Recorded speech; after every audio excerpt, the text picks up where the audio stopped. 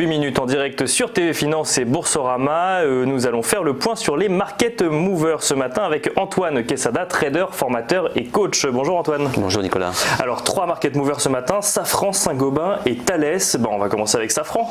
Tout à fait. Safran présente une configuration graphique intéressante. Bon, je sais que maintenant vous vous intéressez énormément au biseau. Donc on voit effectivement ce biseau d'élargissement.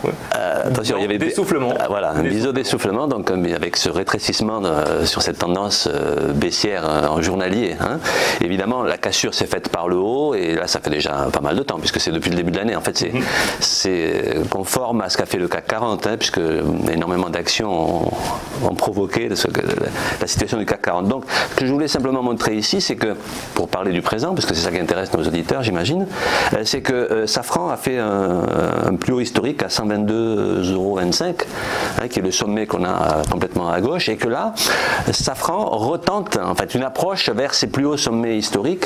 Il a dans un premier temps touché les 121,40, et là, donc sur la droite du graphique, puisque là nous sommes en journalier, on a ce qu'on appelle, vous savez que je suis friand de divergence, et là cette divergence-là n'est pas une divergence de retournement, c'est-à-dire le segment qui monte sous le cours, alors que vous avez un segment qui descend sous l'indicateur, c'est une divergence cachée. Alors elle n'est pas plus cachée que les autres, mais elle s'appelle comme ça. C'est une divergence en fait de continuation de tendance.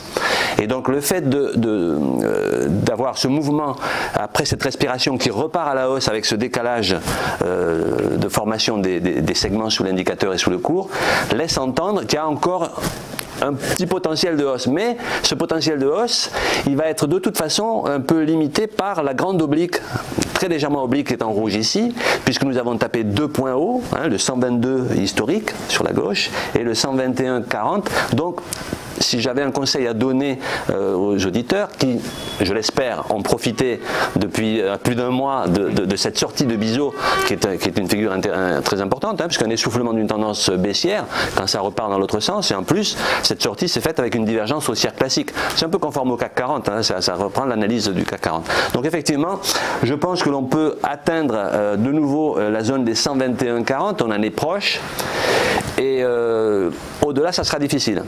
En plus, la période est un petit peu compliquée. Vous savez qu'effectivement, demain se tient une réunion importante aux États-Unis pour du FOMC. Exactement. Et effectivement, ça peut impacter directement ou indirectement les marchés. Donc, j'invite, je dirais, ceux qui ont pu profiter de ce mouvement à déjà soit prendre déjà des premiers bénéfices, parce que je crois qu'il est temps, soit, dans le meilleur des cas, éventuellement se limiter, je dirais, à la résistance en rouge qu'on a ici, qui tourne autour donc des 121 €. 121 €. Donc on est proche, selon moi, d'une grosse résistance.